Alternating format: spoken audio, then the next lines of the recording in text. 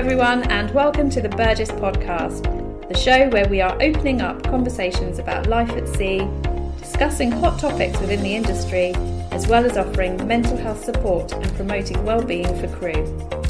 We also have our very own in-house recruitment team, so if you or anyone you know is currently looking for a new position, please send your updated CV to recruitment@burgessyachts.com or check out our recruitment posts on Instagram @Burgess Yacht Crew. Well, I could not be any more excited about today's podcast.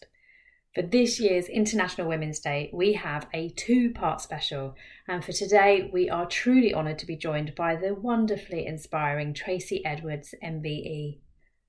For those of you who don't know her background, Tracy entered the first all-female crew in the 1989 Whitbread Round the World race on sailing yacht Maiden. Maiden crossed the start line on the 2nd of September 1989 and sailed into the history books. Maiden went on to win 2 of the legs and came second in class overall, the best result for a British boat since 1977 and the best result for an all-female crew ever. Tracy was awarded the MBE and became the first woman in its 34-year history to be awarded the Yachtsman of the Year trophy. There's a documentary on Netflix, which we talk about in our chat, called Maiden, and I really can't recommend it enough. It really shows the grit and determination Tracy showed at a time when women were not seen in sailing. And so what better person for us to talk to about female empowerment and how we can encourage more women into the maritime industry. We're also joined by Head of Yacht Management at Burgess, Ryan Green, who has also worked on charter sailing vessels in his career and so had much to discuss with Tracy. Let's launch right into it, Tracy, because I mean, you know, as Lorena said, I mean, what an amazing film. And no doubt we'll get there during the course of this discussion.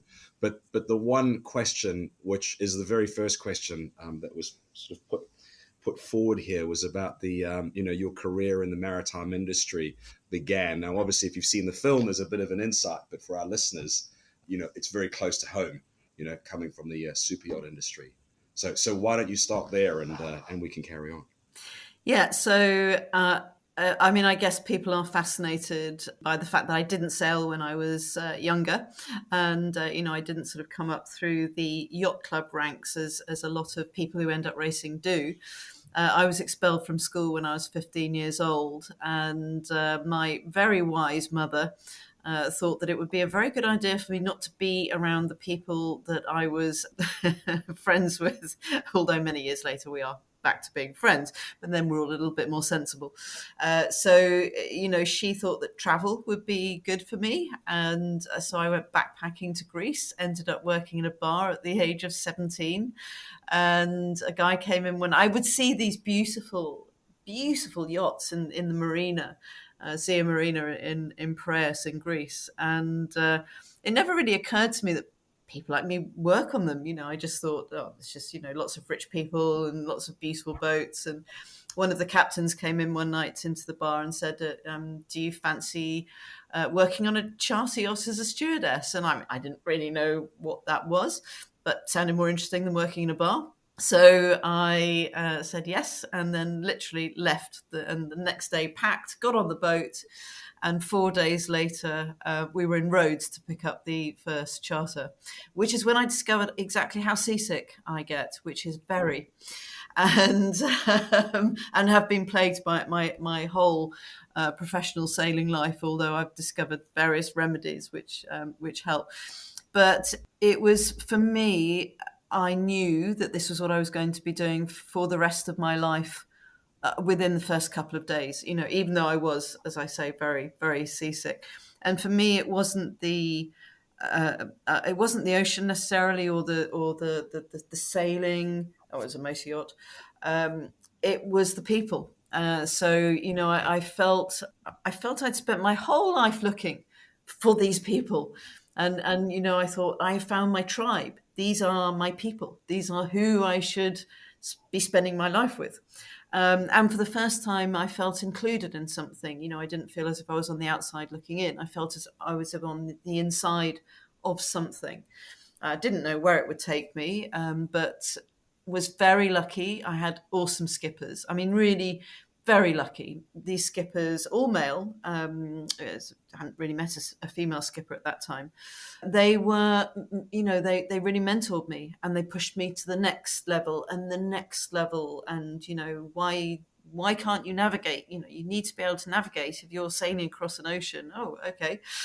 So all of these different lessons, ended up doing the 85-86 Whitbread round the world race because one of my boyfriends had done it, and he was in a book which I found, and so that kind of just sort of happened.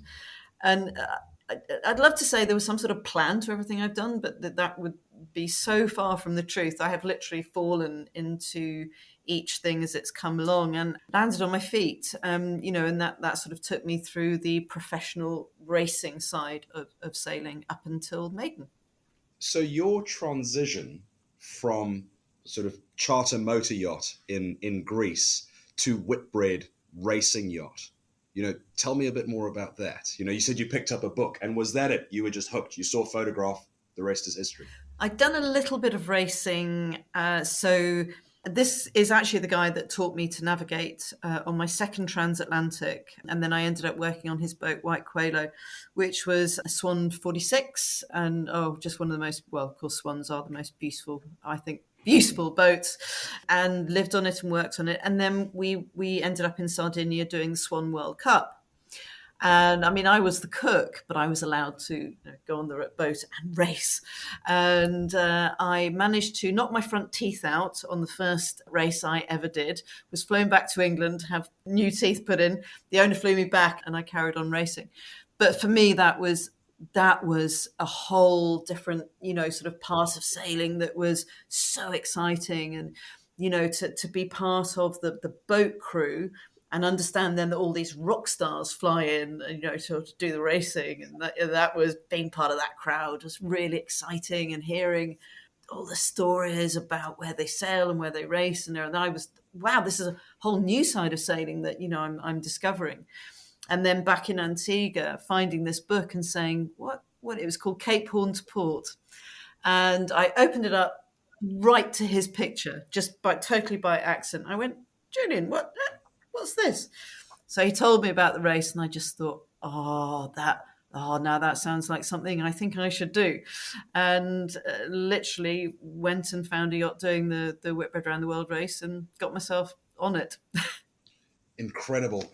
And so you hadn't really, did you have much of an idea as to what you were letting yourself in for when you got on board? It was Privateer, was that the boat? Well, actually, I did the first leg on a boat called Norsk Data. And I was one of the only two professional sailors on the boat, and the rest were charter guests. When I realised I was one of the most experienced sailors, that was one of the most scary moments of my life. And we got to the end of the first leg, and I thought, this is not for me.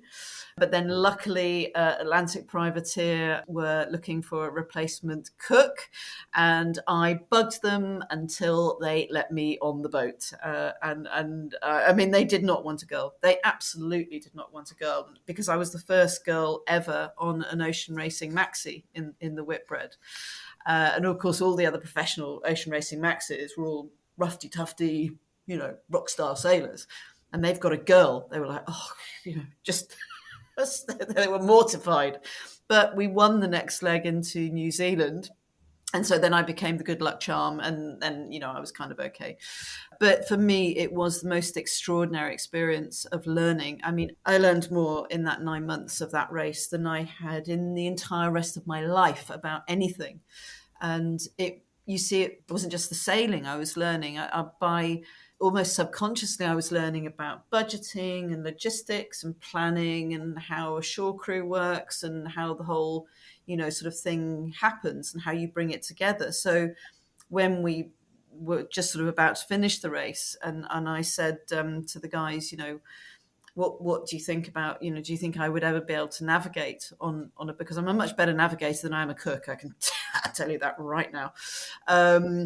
And they were just like, that's never, ever going to happen. And I thought, they're right.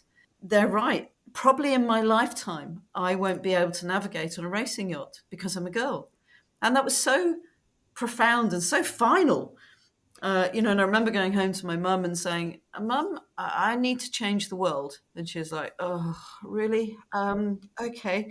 Uh, so, it was her who said to me, well, how do you change things to be the world you want it to be? She said, I think you start with your world and then see so see where the ripples go. And that's how the idea for Maiden was born, not because I was a huge feminist or I particularly wanted to do anything for women sailing. It was a very selfish decision. I want to navigate, so I've got to put together an entire project and do everything myself so that I can choose myself as navigator. So that was the extreme thought process that led to Maiden. Just that sheer determination based around wanting to be the navigator. Incredible. And can I ask what made you decide to put together an all-female crew? Because that must have been at the time quite a shocking decision in the industry. Well, again, it was pretty selfish, if I'm honest. I didn't think a male crew would listen to me. So even if I had my own boat and I was my own, leader and everything else, I thought it's, and that was actually such a great realization because that pushed me into the direction of having an all-female crew. And I thought, of course, I should have an all-female crew. Why am I only giving myself an opportunity? Must be loads of women out there who feel the same way as me. So feminism sort of crept up on me, if you like, in this whole sort of, the empowering women, and it became part of what we were doing. I realised very quickly that I couldn't find 12 women in the UK with the kind of experience that we needed. So that's why we ended up with, I think it was 9 nationalities out of 12 women. So we ended up representing the women of the world. I would love to say that all this was planned from day one, but it was a process of necessity, learning, understanding, and realising where we were with women sailing and what needed to be done. And then understanding that I'd learned all this stuff on the 85-86 race without realising it. And which was such a bonus to know what I was doing. This is how you put a project together, need to raise the money, it was already in my head without me realizing it. So I do look back at that time and I laugh at myself because I couldn't understand why people were saying that I couldn't do it. But of course, I was a cook. I'd been a stewardess, and now what? I want to skip a Whitbread round the world race boat. Of course people didn't think I could do it, but I was oblivious to that. I just thought, what do you mean of course I can do it. I remember that a friend of mine flew back from America after, I can't remember which America's Cup it was, but as we were building up to the race, and she said, I was walking down the dock and I heard Dennis Conner talking about you and saying, oh, stupid cow, of course she can't do it, and it's a huge risk to life, and she's going to, how irresponsible. And I went, Dennis Conner? And she went, yeah, awful man. I went, Dennis Conner knows who I am. And she went, that's what you got out of that, is it? I'm like, yeah.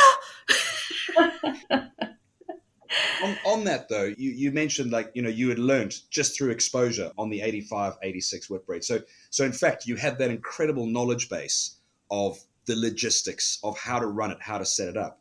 But unlike any of the other syndicates, if you will, there was a single obstacle that none of them had to deal with it. And that was the fact that you were a woman doing this. Where did that determination, it's such a wall that sits in front of you. It's not just, you can't even call it an obstacle. Where did that drive come from? You must have had to have dug deep on thousands of occasions, not just once. I think actually the people that told me I couldn't do it did me a huge favor because they backed me into a corner, really, and I came out fighting. I didn't have a choice. I'd said I could do it, so I needed now to prove that I can. And the more people told me I couldn't, the angrier I got. And the more I realized this really needs to be done. And it as well, and actually when the crew and we went to see the film for the first time, which of course we absolutely loved. We thought they did such a great job with it. They really told it warts and all. And we were talking after the film, which we went to see at BAFTA, and we all of us agreed, and we hadn't really known this about each other, that the thing that kept us going, the thing that kept me going, and then I realized as we had this conversation, the other crew as well, was the responsibility for who came after us. My mum I mean, I steal my mum's quotes all the time, God bless her. But, one of the things she used to say to me is the responsibility you have now is that you stand on the shoulders of the women that come before you, that got you to this point. So many women worked so hard and gave up so much for you to get to this point. She said, if you fail, basically the next women that come along will have not only everything you're dealing with, but your failure as well. So she said, every time you think, I can't do this, think about the women that will come after you and that will thank you for doing this. And apparently, we talked about it. We all felt that very strongly, that we couldn't let the next women down. That's a lot of pressure to put on yourselves, though, isn't it? How did you cope with that? Badly at times, I have to say. When Claire says in the film, Tracy was not a comfortable person to be around at times, that is the understatement of the century. I would imagine they have much worse comments that they cut out of the film. But I was, any driven person can be incredibly annoying and frustrating and hard to live with, and I was no exception. And it was really, and this is why, sailing for me is this great team sport, this great thing. And even if it's not racing, this closeness that you get from being at sea together. I could never have carried on doing what I was doing without the support and the strength of the crew and putting up with me and letting me learn on the job and everything else that, that I was going through. And I did have, I've mellowed a lot. I did have a legendary temper. I mean, just awful. But again, sometimes I needed that. I needed that anger to, get me through to the next stage. And then, we found that we all had our moments. But then, you've got people around you who are having a good day and they'll, sort of carry you along to the next bit, which is true teamwork. It certainly is. And that's just, a critical factor, I think, to the success of any yacht in our industry as well, is that, it's that camaraderie, it's the team, it's the banter at times, it's the language that a yacht develops. It's, it's just a wonderful thing to be a part of. But at its core, it's about being a team, and the value. And it's just, I think it's something that's quite inspiring in itself. And being part of that, whether you're a girl or boy, it makes no difference. It's just being on that crew is such an important thing, and the value that it brings to your life is quite something. And oftentimes when you come ashore, you're always comparing to those times at sea. Tell me, in the build up to the race, was there a point where you just thought you couldn't do it? It was over. What was that point, if any? I think the realization that really no one was going to sponsor us, being positive and writing to hundreds of people, and every step, we took, that wasn't enough. Being positive was not enough. And that's when I came up with the idea to buy a secondhand boat, because I thought people are not going to believe we can do this until they see something. And, so I was, the closest I had ever came to giving up was just before we made the decision to buy a secondhand boat. And it really was listen, I'm mortgaging my home to buy this boat. So I'm putting my money where my mouth is, and I believe in this so much, I'm risking everything. And it did have a galvanizing effect. I mean, there was Andrew Priest famously wrote in Yachts and Yachting, Edwards says she's going to buy a boat. I'll believe that when I see it parked on her lawn. He's apologized for that years later, and we're now very good friends. But, and Bob Fisher writing, of course, when we bought Maiden, which is an aluminium boat, it was, it was called Prestige at the time, and it was owned by Bertie Reed, the mad, single-handed South African sailor, who couldn't wait to get her off his hands. I mean, I fell in love with her, and, we literally, those were the days where you could walk into a shipping office and say, could someone put my yacht on the top of your cargo ship and take it back to Southampton? Oh yeah, I'll do that. Give me a couple of beers. I'll do that. Those days are gone, sadly. But it was that process which saved me and my, my belief that we could do this. And then, despite what people wrote, like Bob Fisher writing Maiden is just a tin full of tarts, which is now, of course, stuff of legends. Yes. which, that was the thing then that really it took us to the next level, where we started believing again, because I think most of us had pretty much lost faith at that point. So, I mean, it just became fuel for the fire, that drive and determination. It's quite interesting because, in Maiden, the approach that journalists took was it was more than scathing. It was borderline toxic in their approach and so on to this. And do you think there are still elements of that in the yachting media, which is very much the face of the maritime industry, the leisure industry, how have they changed? You said, I forget his name, he apologized to you, but have they changed their ways? Has the media improved, and is it genuine? I think the media has improved vastly. I think that the voice of yachting now is very fair, very, equitable. I mean, there is an element of they can't get away with the stuff they used to get away with, I'm guessing. But, some of it I think is genuine.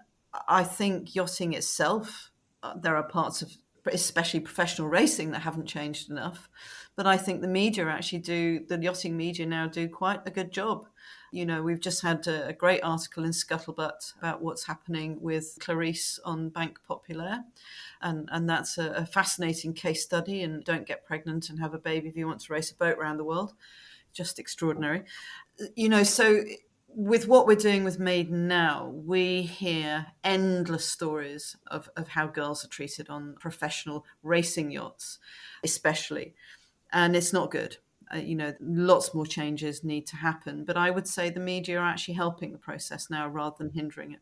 So it's 180 degree about face. They're now a sort of a driving force in correcting this approach. And tell me, you just mentioned a moment ago what you're doing on Maiden now. What's happening with Maiden? So I had to sell her at the end of the race, and we still had no money. We never had any money. We were ahead of the curve on earning loads of money with racing boats. And so she went to a really good home, which was fantastic. I went off to do the first all-female crew to attempt the non-stop round the world record. Then I did the world's first mixed-sex team, which is only 20 years ago. Very successful, 6 men, 6 women. Of course, it's not rocket science. You get the best men and the best women, and you put them in a team, and you actually get the best team because you've got the best people for the job.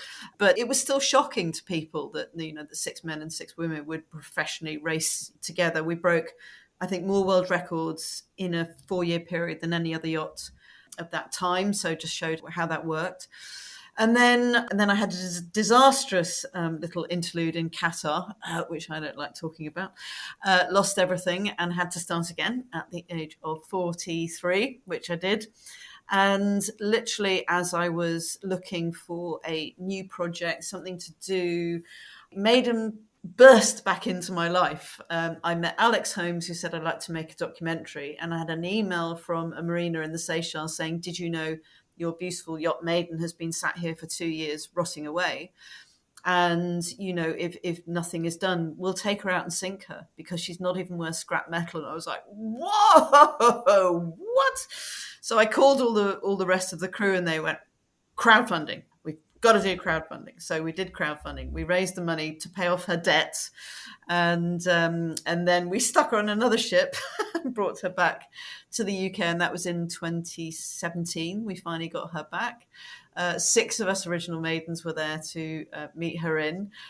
Sort of becoming a familiar sight of Maiden arriving on the top of a ship. And then we set about restoring her. And the wonderful part of the story is that, of course, King Hussein brought in Royal Jordanian Airlines as our sponsor the first time round, which is why she's that beautiful grey colour with the red and the gold, same as the planes. And then his daughter heard that I'd rescued Dad's boat, as she calls it, although I keep correcting her and telling her it's actually my boat. And she said, what can I do? So she funded the restoration, shipping of Maiden, the restoration, and set us off on this new course of raising awareness and funding for girls' education. So I discovered as we were putting Maiden back together again and restoring her to her former glory, we set up a charity called the Maiden Factor Foundation. And we wanted to use that. Initially, we were very much focused on raising funds for girls' education after discovering that over 130 million girls around the world don't have an education or access to that human right.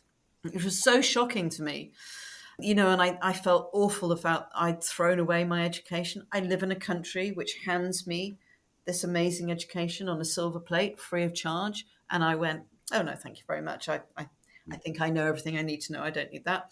And there are girls that would die for an education and whose families would, and that was a very humbling eye-opener. And Princess High was also very passionate about girls' education, and it just seemed like such a natural step for Maiden. And then it was my daughter, who was 14 at the time, who said, so why don't we do a lap of honour around the world and raise funds for girls' education, but also, raise awareness and tell people that this is happening, that girls, aren't getting an education. And that's really how the Maiden World Tour was born. And we set off, we had Prince Charles and Camilla, relaunched Maiden in November 2018. As the film came out, the film and the Maiden have sort of gone hand in hand. And we launched her in November 2018, and she set off on her first world tour. And so whereabouts are they on that tour now? How's it going?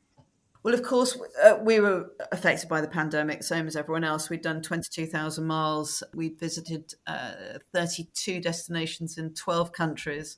When the pandemic hit, I sent everyone home. We shipped Maiden, poor Maiden, shipped her back to the UK again, wrapped her up, put her to bed, and she stayed in Hamble until the pandemic was sort of over. And then we set off and did the East Coast, which is what we should have done before the pandemic. So we fulfilled that obligation. And then we started touring Africa, where we actually get to spend the money we've raised in America and the UK, and through the wonderful generosity of so many people who donate to the foundation. And we're actually able to meet the girls that we're helping, whose lives we have an impact on, which has been one of the most powerful and humbling things I've ever done in my life. And it almost feels like this is what Maiden was made for. Racing, great, but this is what she should be doing. So we've done Dakar and Cape Town. She's currently still in Cape Town, and she's having a bit of R&R, as are the crew, and a bit of maintenance done to her. And then we set off again in April. Wow, incredible. And it kind of leads us on really nicely, actually, to so the main goal for us for International Women's Day is to encourage girls to join the maritime industry, and also women who are already in the industry who would like to progress further up the ranks, specifically deck and engine as well, which are considered as traditionally male roles. What advice would you give to them, to these women who would like to but are afraid? Or well, what I would say is that there is a very positive, definite action going on at the moment through industries, especially in the maritime industry, and companies who are actively recruiting girls. So this is a great time for women to be thinking about a job, career opportunities within the maritime industry. DP World, who is our now sponsor, they have leadership programs for girls all over the world, ages 16 to 22. They are actively trying to reach a 30% increase in women within their company. They have education programs around the world. So they don't just sponsor us with money, which enables our tour, which means that every penny we raise through the tour goes to our foundation, goes to girls' education. They actively walk the walk. And they are not the only company. You've got Maersk, shipping company, an amazing woman, sort of high up at board level, talking about getting more women into the industry. So I would say this is a great time to go for it. And don't be put off by, there are, and I'm probably one of the biggest proponents of misogyny within the, sort of the maritime industry, but it's not all like that. And I say that there are some really great companies within the maritime industry out there looking, especially for engineers, electricians. DP World now has increased their number of women crane drivers because they reckon that the female crane drivers are better than the males. And they're more effective, quicker, and more dexterous. So it's because men and women have, we all have different skills. And it's understanding. And what I found so powerful was that as we were going around the world, the number of women working in ports, which I didn't know about. And that was so cool. We'd come into a port and there'd be all these women. It's like, oh, look, this is amazing. This is great. St. John's in Canada. I don't know, there's something in the water there. But we arrived and there's women running the port, the railway, the fire service. Oh God, this is fantastic. So it's not all doom and gloom. Obviously, as you know, being in the industry, it really is now up to us to start taking up these opportunities and not take no for an answer and go and find. And we're actually building a page on the Maiden website, which will be launched in April, which is a collaboration part of our site where we want to start promoting companies that are looking for women in the industry. So I love what you're doing, sort of with this promotion on International Women's Day. And I would say great timing for women to get into the maritime industry. It certainly is. One of the biggest challenges we face at the moment is available crew. There's no shortage of vessels out there. The shipyards are full, the order books are full, and we are desperately looking for crew. It's one of our biggest challenges probably over the next 5 years is entry-level crew coming in, building up those skill sets. Yeah, absolutely critical for us. And so I think that encouraging words from you is really, really helpful for that. We've got a number of programs that we're engaged in. Just moments ago, I was talking to one of my colleagues who are heading down to Southampton University in the next couple of weeks on a big sort of recruitment campaign down there, introducing people to our industry and so on. And it's phenomenal. And we just need to drum up a lot of support and interest. And I think having the message that it's open to anyone, it's accessible. And as Lorena said, deck and engineering, traditionally the sort of very much a male-dominated part of the maritime industry. But even there, we're seeing incredible breakthroughs with phenomenal programs in place. So there's no reason why we shouldn't. I think the hardest part is women understanding where to go and find this stuff, this information. And it is quite interesting that there are now a number of groups and organizations that if you can find them online, very like WhatsApp groups or working groups, it's helpful. We can find out who they are and put them online. And women can find them in Cape Town. I did a talk at the Royal Cape Yacht Club, which was hysterical because, of course, 35 years ago, I wasn't allowed in the bar of the Royal Cape Yacht Club because I was a girl, even though I was on a Whitbread boat, a South African Whitbread boat. So that was hysterical that I'm back 35 years later and I'm allowed in the bar now. And so I did a talk and a young lady came up to me afterwards and she said, I am an engineer and I am so sick of hearing I can't do this and I can't do that and I'll never get a job and I'm so close to giving up. I went, oh, don't give up. Called Amy over, who is our engineer on Maiden. I went, Amy, talk to Mia, her name was. And so they had a little chat. Amy called over a guy who she'd met that evening and said, do you have a WhatsApp group for engineers? He said, yes, I do. She said, Mia, join the WhatsApp group for engineers. And she did. And she got a job within an hour. So it's so possible. Wow.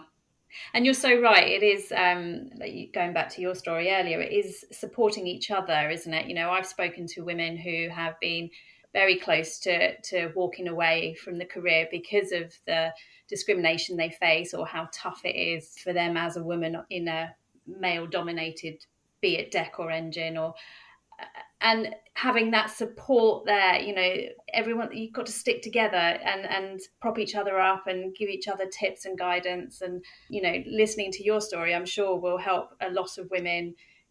I'm not a deck or engineer and, I found it so inspiring and, I'm finding my inner grit and determination now. So, for what your story will do for other women is just incredible. So, thank you so much.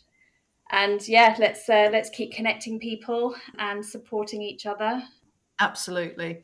And again, thank you for what you're doing and, sort of promoting women within your industry, which comes across loud and clear, I have to say. We meet young women all the time who are getting the message. And so thank you. Thank you so much, Tracy. It's just so inspiring, honestly.